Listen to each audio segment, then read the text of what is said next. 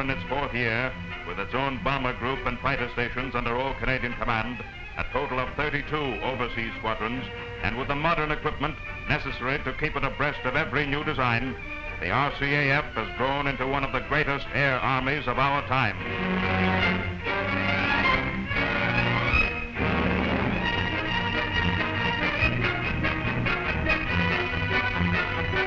Trained for hard-hitting action, its men are ready for everything the changing strategy of war demands: train busting, stratosphere flying, and close cooperation with ground troops.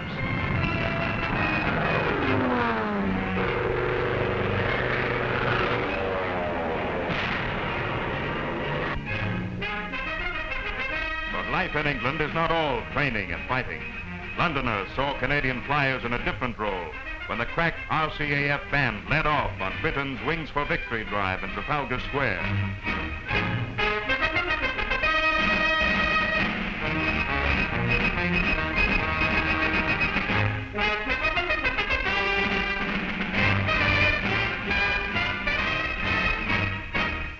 And London's one household, whose members remain stubbornly undisturbed by war, welcomes the women's division of the RCAF.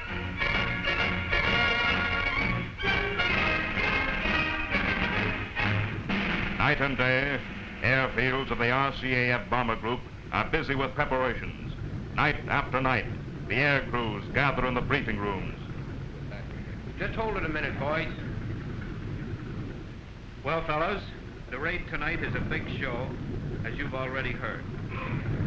We're the first wave to cross the target, and it's our business to knock it out.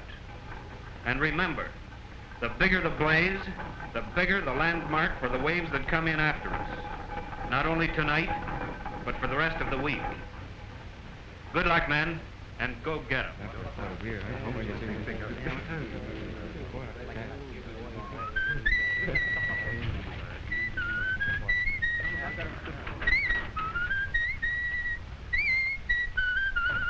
Any of you guys seen my Mae West? Speaking about Mae West, If the visibility is good, as Matt's told us, we can expect heavy flak earlier, just about here. Arriving for the takeoff, Canadian pilots and crews are keyed up for tonight's job.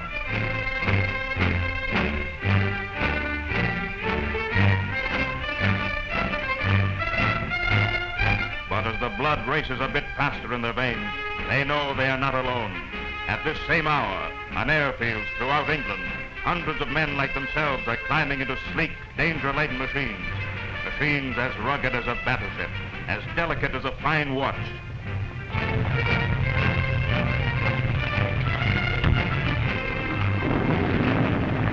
At this same hour, on airfields hemming in the battlegrounds of Europe, hundreds of men like themselves, Englishmen, Norwegians, Free French, Americans, are waiting for the same word of command, waiting for the great planes to roar up off the shadowy runways into the twilight sky.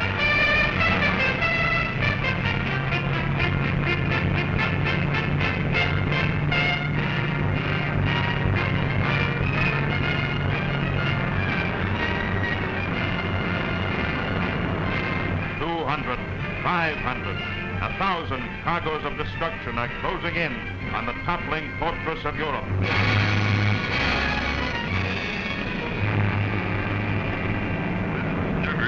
How soon before we hit the flag?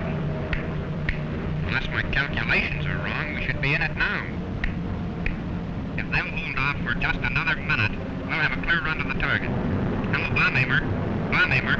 Sir? Take over now. Okay, sir. Here we go. Ease her over a bit to the right. Damn it, I knew they wouldn't be asleep. Left. Even. Right, just a bit. Steady. Okay, right a bit. Steady now. That's it. Move it on.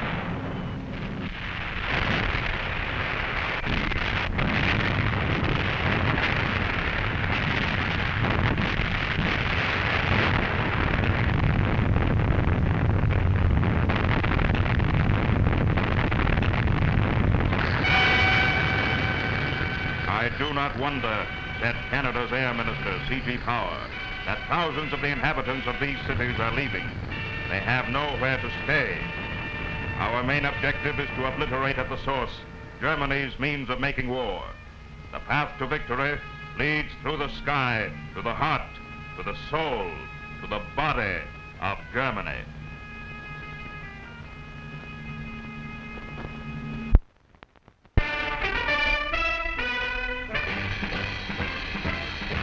From Nazi headquarters in the heart of Fortress Europe, whose protective bars have now become a prison, the Reich's Director of Transportation issues an urgent order to conserve oil and rubber reserves, now subject to unforeseen restrictions.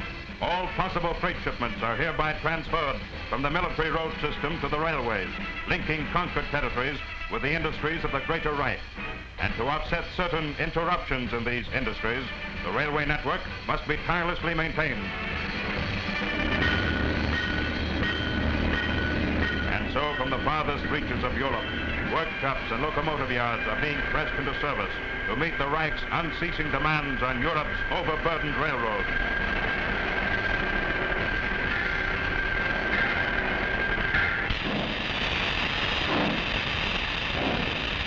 But Allied air strategists already have their answer. The new tactics of ground strafing. Its purpose to destroy German coastal shipping, military supply columns, and railways. In short, to paralyze the whole network of German communications. It is a fine summer morning.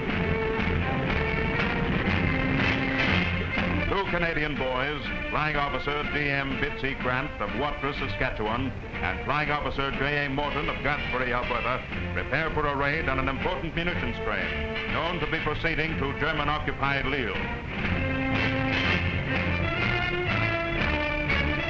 Their briefing officer, Squadron Leader Blake Woods of Toronto, gives them their course, weather report, details of enemy gun emplacements.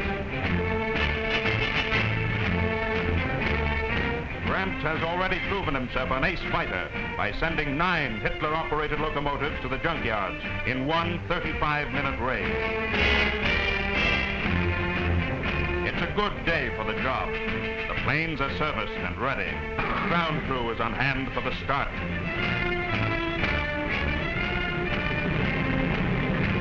Grant and Morton give their signals, and the Mustangs bite the air. Every day, planes of the RCAF, Mustangs, Hurricanes, Mosquitoes, fan out over Europe to blast Hitler's rail communication. Grant and Morton fly out low, heads hopping over the English Channel, pointing for France.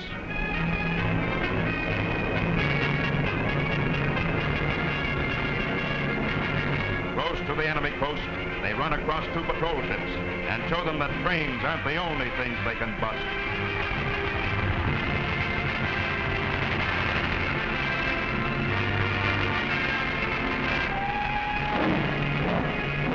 Reichszentrale Berichtslieferung. Sehr geehrte Herren. To the Reichscentral Office of Army Supplies. Gentlemen, in reply to your urgent wire of the 28th, we are pleased to inform you that the Howitzer shells and Heinkel undercarriages have left via Lille today under armed escort. These will replace the shipment which was unfortunately lost in transit early this month.